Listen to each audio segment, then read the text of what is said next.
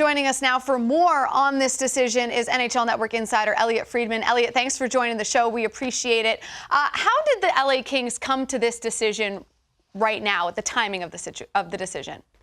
Well, Jackie, there's a few teams that have gotten off to a really rough start to the beginning of this season, and LA is one of them. And history shows that if you don't get yourselves going by November 1st, especially then by American Thanksgiving, your chances of making the playoffs are almost nil. And they just decided they wanted to jumpstart their team. I think they looked at some potential moves, some trades they might have wanted to make.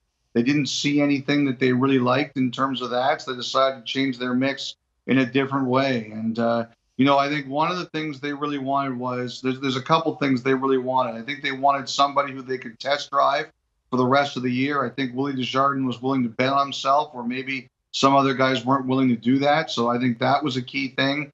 And the other thing, and I don't think we should underestimate this, is a guy like Marco Sturm. I think they wanted to bring him in. There's some guys, including Rob Blake, who have a bit of a history with him. And I think they wanted to come in and take a look at him and maybe see if he might be a guy somewhere down the road. I think they just felt they needed a different message. And Marco Sturm is a guy who played in the NHL not too long ago, just had some success with the German team. And I think he's a guy that NHL clubs were looking at and saying, we'd like to have him in the organization. And I think the Kings made a bit of a preemptive move with this. John Stevens, Elliotte, was only the head coach of this team for a year and a month. But he had been within that organization for quite a while, being an assistant for Daryl Sutter. Do you think that works into this, too, that he had been around a long time? It wasn't just he had been the head coach for a short time. He had been there a long time, and maybe that message just wasn't working, and Rob Blake felt that was something they needed to address?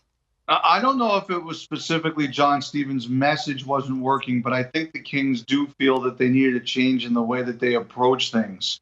I think that they kind of looked at it as we might have to find a different way to play. We might have to find a different way of going about things. And I think this is really tough on Stevens. I thought he got a great year last year at Avanja Kopitar. He kind of revitalized Kopitar's career, the guys who worked there.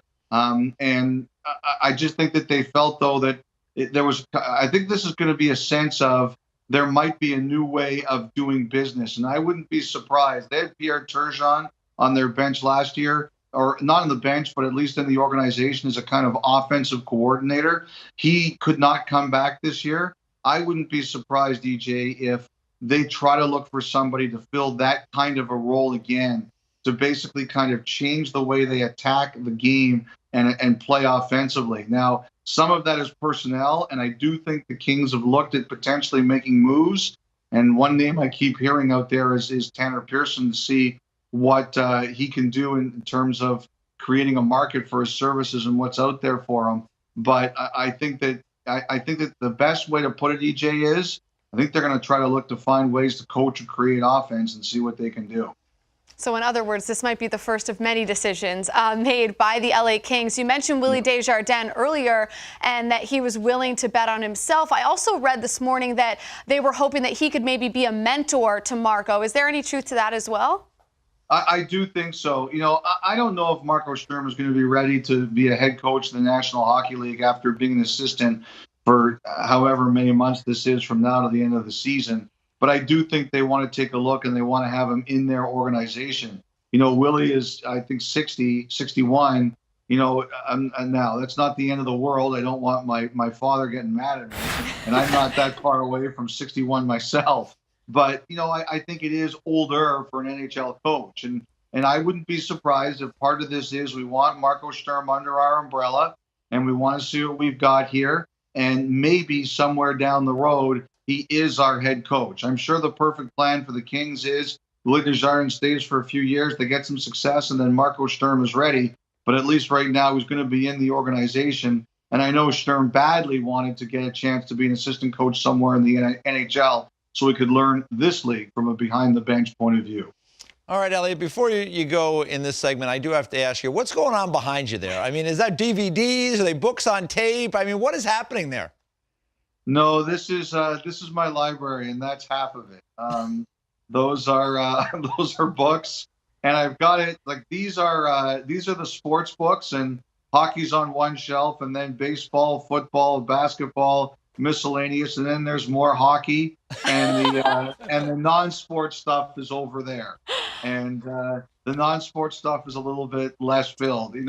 People ask me honestly, how many of these have you read? And I'll be honest, it's about 60%. Man, at least they're organized. I'm impressed just by the organization. I got to be honest. I have to pay a visit. I have to pay a visit up there. Yeah, make sure they're not actually DVDs, because we're ready to make funnies, and nobody watches DVDs anymore. But thank you for joining us. Nobody reads books either, Jack. Hey, touche, sir, touche.